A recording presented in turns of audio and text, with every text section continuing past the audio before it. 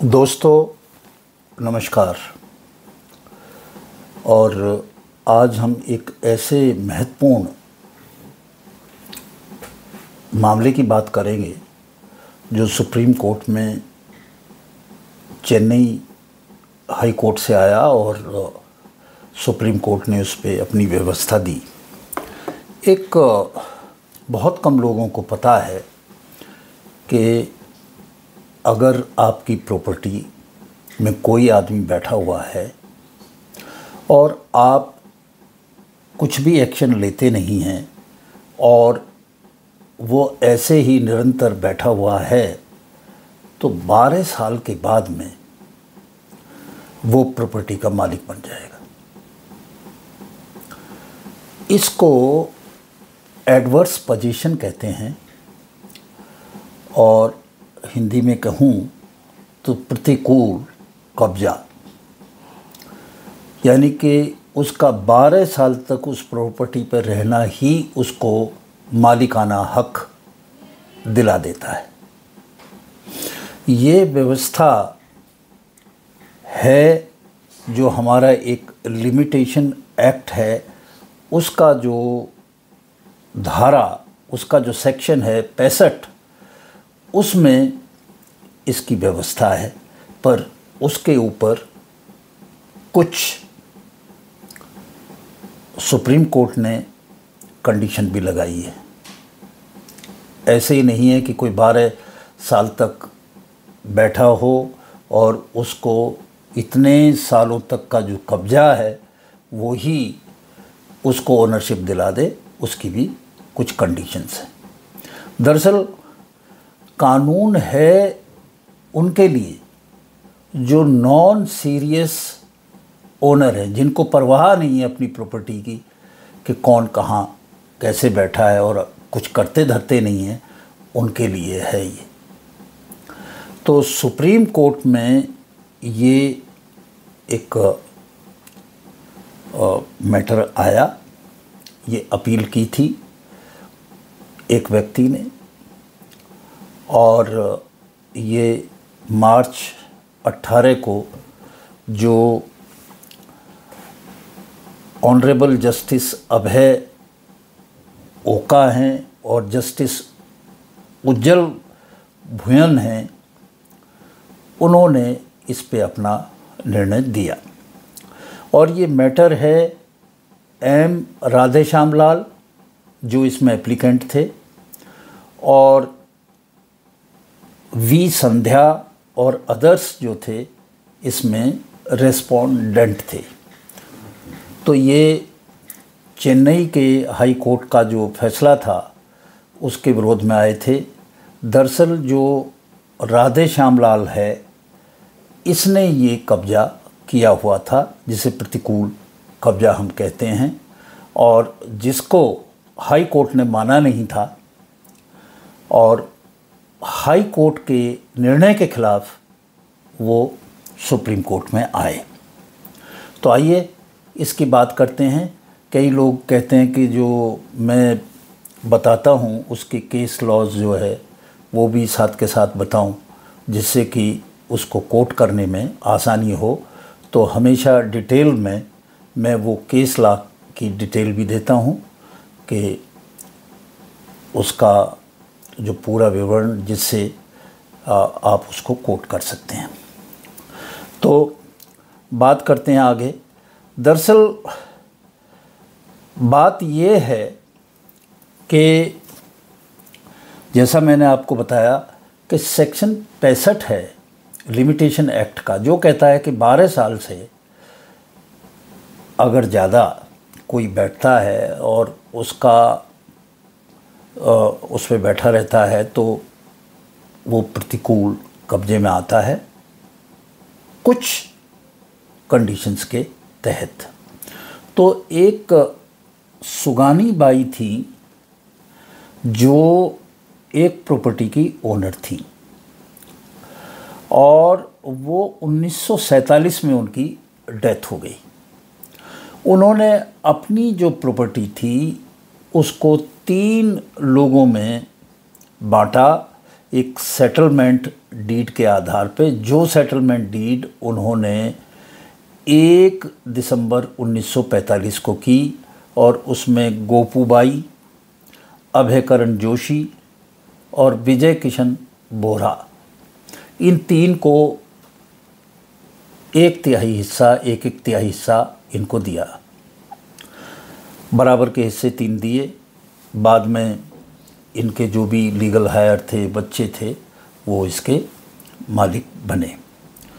तो जो प्लेंटिफ है यानी कि एप्लीकेंट, ये राधे श्याम जी, इन्होंने 17 नवंबर 1995 को एक दावा डाला और कहा कि साहब, मैं इसके ऊपर, इस प्रॉपर्टी पर लगातार बिना किसी बाधा के और लगातार पिछले 45 साल से ये प्रॉपर्टी मेरे कब्जे में है, और उसके आधार पर डिक्लेरेशन हो जाए कि मैं ही इसका ओनर हूँ। इसके लिए इसने ये दावा डाला।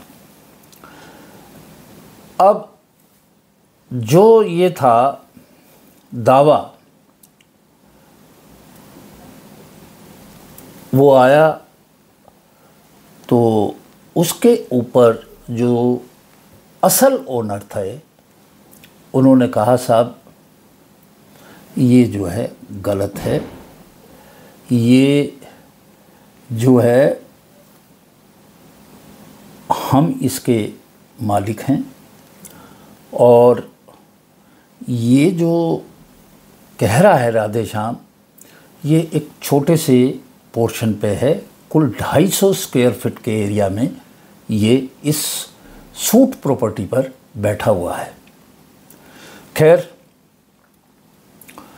जो ट्रायल कोर्ट ने उसकी इस बात का नहीं माना और उसको एडवर्स पोजीशन, प्रतिकूल कब्जे का सही हकदार नहीं माना और उसके दावे को एक तरफ रख दिया। उन्होंने कहा कि जो आप कह रहे हो, आपकी ये दलीलें प्रतिकूल कब्जे के लिए पूरी नहीं उतरती। अब उसमें जो परिभाषित किया गया, इसके बाद हाई कोर्ट आए, हाई कोर्ट ने उसको बड़ा डिटेल में उसको देखा और उन्होंने कहा कि ना तो आपका ये जो कब्जा है पीसफुल है, ना ओपन है, ना कंटिन्यूअस पोजीशन है। उसने इस पे अपनी कई जो प्रमाणित करने की कई दलीलें दी, पर उन दलीलों को उन्होंने नहीं माना। उन्होंने कहा कि क्या क्या ज़रूरी है। तो यहाँ पे मैं आप लोगों को जो बताने जा रहा हूँ वो ये कि प्रतिकूल कब्जा अगर कोर्ट डिक्लेयर करता है तो उसकी क्या क्या कंडीशंस हैं। वो कंडीशंस ऐसे आदमी को पूरी करनी होंगी, नहीं तो जो उसका ओनर है, ओरिजिनल ओनर है, वो ही रहेगा। सबसे पहले उसका जो क्लेम है उसमें ये ज़रूरी है कि किस डेट, एग्जैक्ट डेट हो जब से आप के कब्ज़े में वो प्रॉपर्टी है। अंदाज़ा नहीं कि सर मैं 50 से हूँ, 51 से हूँ, इतने से हूँ, नहीं, आप एग्जैक्ट डेट बताइए, पहली कंडीशन। दूसरी कंडीशन कि आपका जो पोजीशन है, आपका जो पोजीशन है वो उसका नेचर क्या है, उसका प्रकार क्या है, किस तरह से कह रहे हैं कि आपके पास वो सारा है और कब से है। और जो आपका ये प्रतिकूल कब्जा है, एडवर्स पोजीशन है, क्या इसके मालिक को पता है कि हाँ आपका इसके ऊपर प्रतिकूल कब्जा है। इसका जो असल मालिक है उस प्रॉपर्टी का, उसको ये पता होना चाहिए। ये तीसरी कंडीशन है। और चौथी कंडीशन है कि कितने दिन से ये पोजीशन है जो कंटिन्यू है बिना किसी डिस्टरबेंस के। डिस्टरबेंस क्या है? डिस्टरबेंस ये है कि मालिक बार बार आके एप्लीकेशन दे रहा है, पुलिस में दे रहा है और जगह जगह देखे उसको नोटिस दे रहा है, कहता है कि खाली कर भाई इसको। आता है, कहता है, वो खाली करता नहीं है उसके कहने के बावजूद। तो ये जो इस तरह का पोजीशन है ये पीसफुल नहीं है। वो तो आ रहा है, कह रहा है, तो इसको हम अनडिस्टर्ब पोजीशन नहीं कह सकते। और ओपन होना चाहिए। ओपन का मतलब है आस में पड़ोस में उनको सबको पता होना चाहिए भाई ये कब्जा करे बैठा हुआ है और इसका मालिक वो है और उस मालिक को पता है कि ये कब्जा किए हुए बैठा है। ये भी ज़रूरी है। तो ये कंडीशंस उसके लिए होनी चाहिए। अगर ये सब पूरी करता है तो उसको ओनरशिप मिल जाएगी। अब जो बात हुई कि सबसे पहली बात कि जो वो क्लेम कर रहा है वो पोजीशन एडवर्स है टू दी ट्रू ओनर। वास्तविक जो मालिक है उसको खिलाफ एडवर्स है। एक किराएदार बैठा है तो ये कोई एडवर्स पोजीशन नहीं है, वो टेनेंट है, चाहे वो 40 साल से बैठा हो, उसको ये हक नहीं है। दूसरी बात कि जो प्लेंटिफ है यानी कि जो एप्लीकेंट इस केस में जो था, जो एडवर्स पोजीशन मान रहा था राधेश्याम, कि लॉन्ग और कंटिन्यूअस वो लगातार है, ये उसके मालिक को पता हो। अगर मालिक को पता नहीं है, कहीं और बैठा हुआ है, तो उसको इसकी एडवांटेज बिल्कुल नहीं मिलेगी। ये बात मैं बार बार इस कोर्ट के निर्णय के आधार पे कह रहा हूँ। और एक स्थापित कानून है कि जो प्रतिकूल कब्जा कर रहा है, तो इनफैक्ट वो कर क्या रहा है, वो जो ओनर है, जो उसका असली मालिक है, उसके अधिकारों को पराजित करना चाहता है, उसके अधिकारों को लेना चाहता है। तो जो एक मालिक को अधिकार हैं इक्विटी के, वो इसको नहीं है, इसको नहीं है। इसे साबित करना पड़ेगी ये सारी बातें। उसको जो डॉक्यूमेंट्स हैं वो देने पड़ेंगे कि हाँ भी मैं इस पे हूँ, और उसके बाद हर तरह से साबित करेगा कि उसको पता था मालिक को कि मैं यहाँ बैठा हुआ हूँ, यहाँ सब लोगों को पता है, उसने मुझे कभी कोई नोटिस नहीं दिया, डिस्टर्ब नहीं किया। डेट है और उसके बाद वो इसको क्लेम कर रहा है। अब जो ये क्लेम किया था, उसने किया था, जो सूट फाइल किया था वो 17 नवंबर 1995 को किया था। ये बात 95 जो डेट है इसको ज़रा ध्यान में रखना। और कहता है कि उस क्लेम करता है कि मैं 1950 से इसके ये मेरे एडवर्स पोजीशन, कोई डेट नहीं है यहाँ पे देखिए, कोई स्पेसिफिक डेट नहीं दी है राधेश्याम ने। अब ये जो सारी चीज़ें हैं, 12 साल का उसे करना है जैसे मैंने बताया।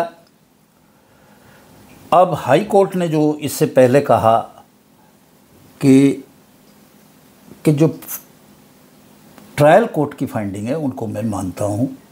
ये एक भी डॉक्यूमेंट दिखा नहीं पाया कि जिसमें हाउस टैक्स दिया हो या कोई और बिल भरा हो, ऐसा कुछ भी 1995 से पहले का इसके पास कोई डॉक्यूमेंट है। जो डॉक्यूमेंट हैं वो जो ओरिजिनल ओनर थी उसी के नाम पे हैं, बिल भरते रहे, उसी पे चलता रहा। इसका कोई भी किसी भी तरह का नहीं है। और एक छोटे हिस्से में, एक्सक्लूसिव नहीं है, सारी प्रॉपर्टी के ऊपर इसका कब्जा एक्सक्लूसिव नहीं है। फिर उसने कहा कि साहब हमने कमीशन भेजा था हाई कोर्ट ने, और उस कमीशन ने जो रिपोर्ट दी उसने कहा इसकी तो हालत बहुत ख़राब है, बड़ी जर्जर हालत में है, और इस प्रॉपर्टी की बड़ी जर्जर हालत में है, इसने कोई भी एफ़र्ट उसको रिपेयर करने के लिए, उसकी मरम्मत करने के लिए कोई एफ़र्ट नहीं किया। भैया आप हो पोजीशन में हो तो आपको रिपेयर भी करना पड़ेगा, टैक्स भी देना पड़ेगा, ये सारी चीज़ें आपको रसीद वसीद दिखाओ सारी। वो कुछ वो दिखा नहीं पाया, और कोई वाटर टैक्स, कोई सीवर का टैक्स, कुछ भी उसने दिया नहीं। तो हाई कोर्ट ने इस बेस पे उसको जो है, जो ट्रायल कोर्ट का मामला था उसको मान लिया।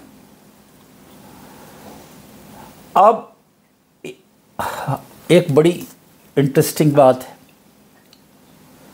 कि एक पुलिस कंप्लेंट इन श्रीमान जी ने की थी। अब वो जो पुलिस कंप्लेंट थी उसमें वो कुछ बातें ऐसी कह गए कि जो उनकी सूट से जो है मेल नहीं खाती, और कई चीज़ों में उसमें कंट्रडिक्शन है। अब जो कंट्रडिक्शन है उसके सूट के, एक तो उसने कहा कि साहब जो ये था, उसने क्लेम किया कि मैं इसमें 1960 से हूँ, उस जो पुलिस में कंप्लेंट दी थी, और जो दावा है उसमें कहता है कि मैं 50 से हूँ, 10 साल का फ़र्क है। तो इसकी डेट झूठी। दूसरा, उसने ये कहा कि मैं इसके एक हिस्से में रहता हूँ, और दावे में कहता है कि ये सारी संपत्ति उसके अपने हिस्से में है, वो भी गलत। तो ये जो चीज़ें थी ये उसकी बड़ी कंट्रडिक्शन में थी। कोई टैक्स नहीं दिखाया, कोई कुछ नहीं दिखाया। तो सुप्रीम कोर्ट ने कहा कि भाई आपका कोई हक नहीं बनता। जो सेक्शन 65 लिमिटेशन एक्ट है उसको, जिसमें 12 साल तक किसी की प्रॉपर्टी किसी के पास रहे, उसके कब्ज़े में रहे और उसको मालिकाना हक मिल जाए, उसके लिए ज़रूरी है कि एक डेट होनी चाहिए, निश्चित डेट होनी चाहिए, तारीख होनी चाहिए जिससे ये पोजीशन है। तो आप वो साबित नहीं कर पाए। एक्सक्लूसिव राइट होना चाहिए कि पूरा का पूरा उसके ऊपर उसका कब्जा है, वो कुछ नहीं है तेरा। लोगों को भी नहीं पता है, तुझे ही नहीं पता कि ओनर कौन है, स्पेसिफिक ओनर का पता होना चाहिए। तो तुम्हें किसी भी तरह से रिलीफ नहीं दी जा सकती, और तुम जो है, तुम्हारा कोई एडवर्स पोजीशन नहीं है, ये जो इसका असल मालिक है उसी का है, और आपको ये खाली कर देना चाहिए। इस पे फिर जो उसका वकील था उसने कहा साहब उम्र बहुत ज़्यादा है, 80 साल उम्र है पटिशनर की। अब 80 साल उम्र ज़्यादा है तो इसको कुछ रिलीफ दे दो। तो फिर सुप्रीम कोर्ट ने कहा कि जितने एडल्ट मेल मेंबर हैं सब एफिडेविट देंगे कि इसको जो है आप एक निश्चित अवधि तक, वो डेट दी, आप इसको करके पीसफुल पोजीशन दे देंगे। तो दोस्तों आज हमने बात करी कि आप अपनी प्रॉपर्टी को ऐसे ना छोड़ें। कोई बैठा हुआ है तो ऐसे ना छोड़ें। 12 साल के बाद अगर आपने कुछ नहीं किया तो जा सकती है, आप उस पर ध्यान रखें, उसको नोटिस दें। अगर वो व्यक्ति आपकी इच्छा के खिलाफ बैठा हुआ है और जो एफर्ट्स करने हैं वो करें, नहीं तो फिर आपके हाथ से वो प्रॉपर्टी जा सकती है। ये लिमिटेशन एक्ट का प्रोविज़न है जिसमें ये सब दिया हुआ है, आपको इसको ध्यान में रखना चाहिए। और आज इन्हीं शब्दों के साथ मैं आपसे विदा लेता हूँ। नमस्कार।